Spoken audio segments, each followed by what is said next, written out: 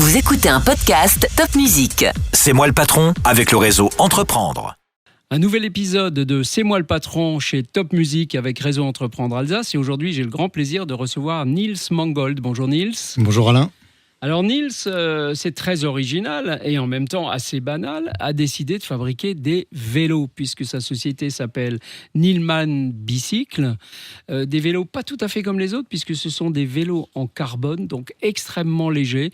Et ce ne sont pas des vélos électriques, ce sont des vélos musculaires, c'est-à-dire qu'il faut avoir un peu de muscle pour les chevaucher. Mais racontez-nous cette aventure, Niels. En fait, tout est né d'un constat que je faisais, étant cycliste moi-même, de voir tous les cadres fabriqués en Asie. Et on s'est dit, pourquoi pas fabriquer nos cadres et faire notre propre marque avec une fabrication 100% internalisée, du moins 100% au maximum internalisée. Et du coup, c'est né de là. Et après, on a choisi notre segment de marché. Pourquoi pas l'électrique ? Pourquoi faire comme tout le monde ? Pourquoi surfer sur l'électrique ? Aujourd'hui, la part de marché de l'électrique est en forte progression, mais n'a pas encore atteint 50% du marché.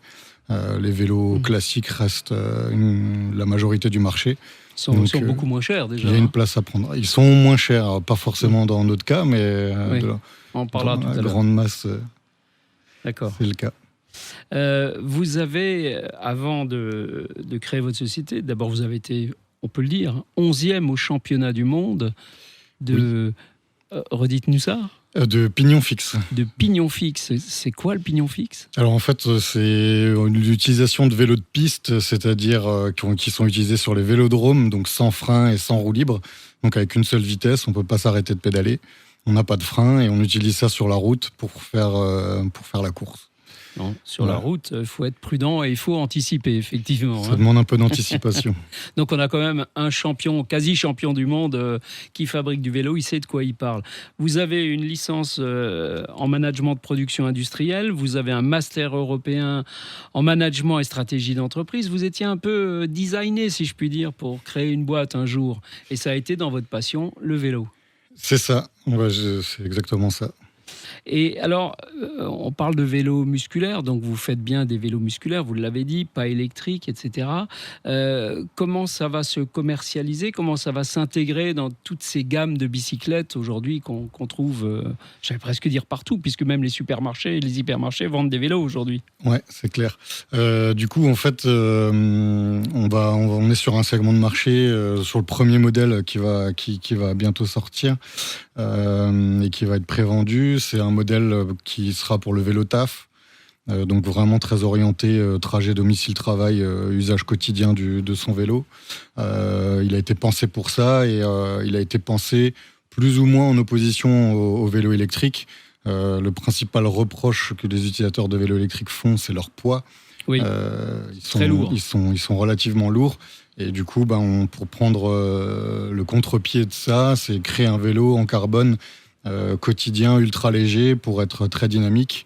Et de toute façon, on peut rouler à plus de 25 km/h sans assistance électrique. Ça pose pas de problème sur le plat. Oui. C'est à la portée de tout le monde. Comme Strasbourg, évidemment, oui. C'est ça. Ça, c'est sûr. Et comment vous allez les commercialiser ? Comment on l'intègre dans le circuit de commercialisation, ce vélo ? Alors, il y a plusieurs canaux de distribution. Il y aura bien sûr la vente directe, mais aussi... Sur Internet ? Principalement sur Internet, exactement. Mais principalement via un réseau de détaillants soigneusement choisi pour les segments qu'ils utilisent, les marques qu'ils mettent en avant. Donc, on va mailler le territoire français dans un premier temps auprès de ces magasins spécialisés. Le vélo sera commercialisé sous votre marque de Nilman Bicycle, c'est exactement, bien ça. Ouais, je dis bien bicycle et pas bicycle. Autant francisé, marque française. Donc, vous avez raison. Vous avez raison. Vous parliez de la légèreté par rapport à l'électrique. Oui. C'est quand même un argument qui est davantage tourné vers le sportif que vers le taf, comme vous disiez, non ? Oui, en fait, on s'adresse vraiment à des clients qui sont de toute façon plutôt sportifs. Donc, c'est vraiment un vélo à vocation sportive.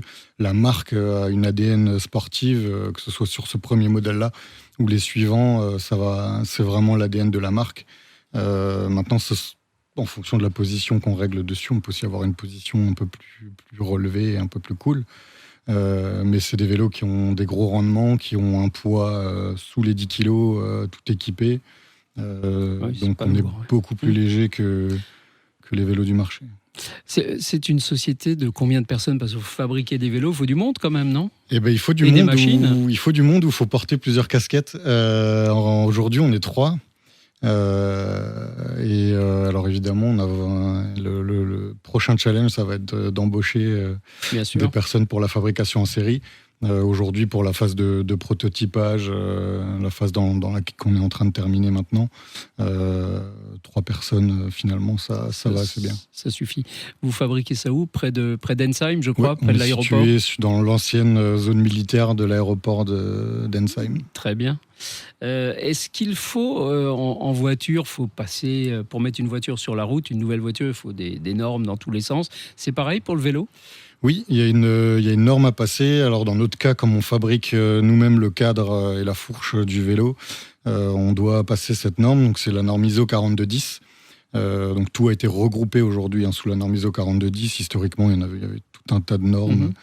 Aujourd'hui, tout est regroupé sous cette norme-là. Et donc c'est un passage dans un laboratoire agréé qui certifie le vélo. Et en réalité, c'est un test de fatigue sur le vélo, être sûr qu'il résiste un certain nombre de cycles. Descendre les trottoirs, monter... C'est ça. En réalité, il simule le pédalage, il simule des freinages d'urgence, ça simule des grosses accélérations, des chocs, ça simule le poids du pilote, et ça sur 100 000 cycles. Oui, en effet. Le premier vélo sera en circulation quand? Alors, la prévente est prévue pour le mois de novembre. Ah bah c'est demain, novembre 2023, bien sûr. Exactement, novembre 2023. C'est demain.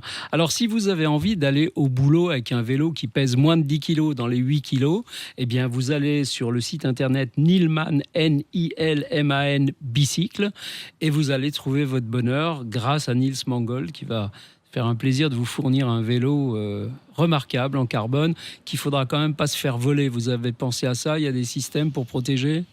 Alors, pas forcément des systèmes pour protéger, mais je crois que c'est pas le genre de vélo qu'on laisse dans la rue. C'est plutôt des vélos qu'on rentre au bureau. Voilà. Donc, vous emmènerez votre vélo au bureau, mais c'est pas lourd, donc il n'y a aucun problème pour ça. Eh bien, bravo pour être un entrepreneur industriel qui fabrique, qui fait de la concurrence à nos amis asiatiques. C'est top. On va acheter des Nilman bicycles. Merci beaucoup. Merci beaucoup, Alain. Merci.